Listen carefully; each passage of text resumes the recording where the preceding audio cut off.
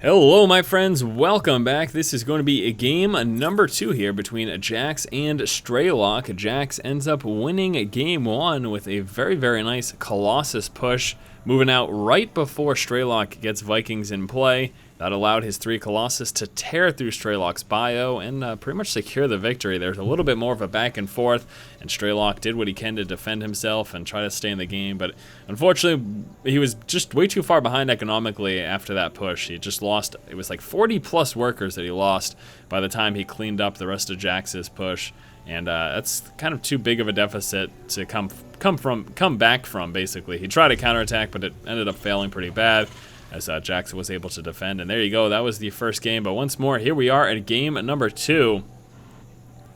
And yeah, that was pretty good. This time we are on, I don't know what I'm doing. This time we are on the Shattered Temple. And we have got in the right-hand position our green Protoss player Jaxx. And the 12 o'clock position up here is Strelok as our red Terran player. We're going to see Jaxx move out first, scouting that cross-positional location, and then he should be moving right up into Strelok's base. Either way, though, Shattered Temple is such a small map. Even after scouting that wrong position first, he's still going to get into Strelok's base in time to do a little bit of harass. I'm going to see that Pylon and Gateway, very interesting positioning over here, trying to keep it in the back, away from any early aggression or any aggression at all that he might be seeing from Strelok. Just wants to be sure that that production facility is nice and safe and tucked away.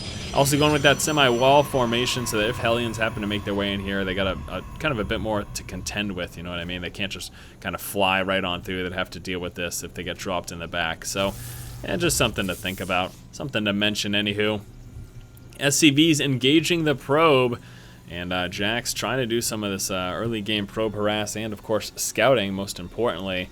You notice right now, still no gas, so Strelok, once again, will be going with a quick expand build as he's negating the gas to come out with that early expansion. And here comes that orbital command. Expansion will be dropped very soon. He wants to get that as soon as he gets close to 400 resources.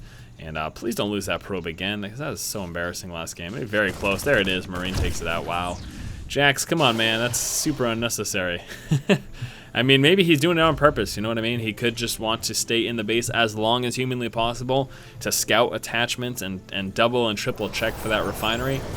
Maybe it's a planned sacrifice, just like the Zerg players like to sacrifice the Overlord as necessary scouting. I wouldn't say they like to, they're kind of forced to. It's like their only mid-early game scouting method before Overseer's in play, so.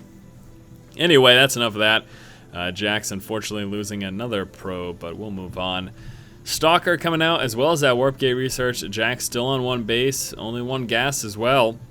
And looks like he will be expanding too, as he's saving up those minerals and pulling down with the probe, and there it goes.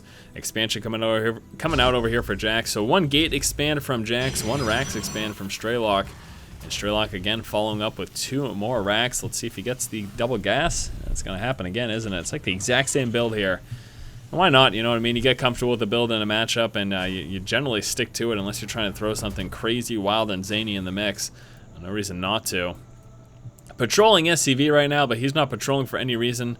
Just pretty much hiding in the corner and waiting until he decides it's a good time to move in for a secondary scout.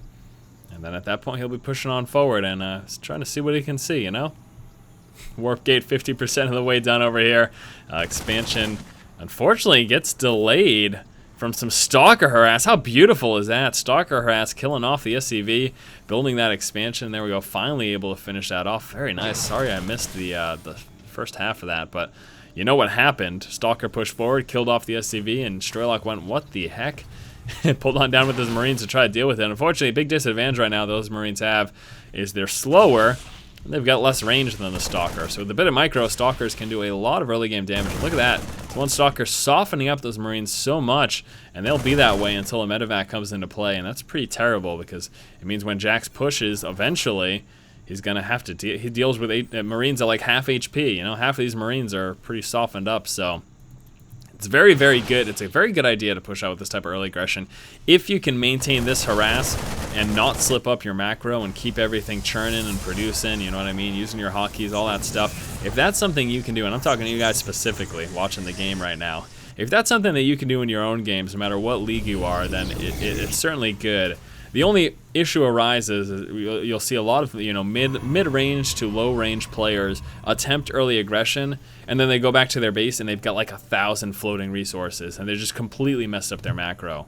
If you can do that early aggression without messing up your macro, then it's a good idea. It most certainly is. And it's definitely going to give you that slight edge early on in the game. Another refinery comes on through. Nothing at the expansion yet. Obviously, we're going to take note of this giant red blob moving across the map. As Strelok is planning some aggression. Now, that was scouted out by Jaxx, as he did have the probe there at the tower. And let's see how he deals with it. Pushing forward. Get ready for those force fields. Nice Guardian Shield. Zealots moving on forward. Doing what they can for damage. Here is a pylon for Jaxx as he is already preparing for a counterattack. Look at that, it's like 2 steps ahead there. He knows he's managed to fend this off for now. And he's preparing to push out for a counterattack. Marauder joins the fray and makes things a little scarier for those stalkers. Got 1 zealot, a couple more stalkers coming through. How many gateways do we have right now? Got those 2 and the number 3 right there. So just 3 gateways here from Jaxx in the early stage of the game. Doing a good job of unit management though. I want to take a look at the resources lost. Yeah, I expected as much. Strelok quite a bit behind right now. Jaxx just excellent defense there. Again, the Guardian Shields plus those nicely placed force fields, allowing those Zealots to catch up. And look at that, he has mopped up the entire Terran army. Strelok does have a few more units over here. He's coming out of a bunker because he is scared of a counterattack, and rightfully so, because here it comes. Stalker heavy force moving forward. Now, if he can stop this bunker from going up, this would be beautiful. Kills the SCV in one fell swoop.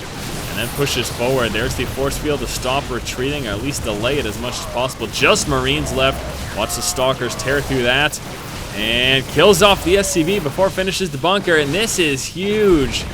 Forced to cancel the bunker, and Strelok's in a tough spot right now. Jaxx moved forward with 3-gate aggression. And he just calls the GG. He realizes, man, oh man, I dropped the ball again. And loses game number 2. Strelok attempted some early game aggression this game, however Jaxx was able to defend it beautifully and then push out with some 3-gate aggression of his own. This counterattack and the fact that he prevented this bunker from going up is really what won him the game here. Strelok at that point realized it's pretty much a lost cause and just threw his hands up in the air. Alright guys, thank you so much for watching. Hopefully you did enjoy this series. As always, if you like the content, please subscribe to the channel. Thanks again guys, keep watching and keep owning.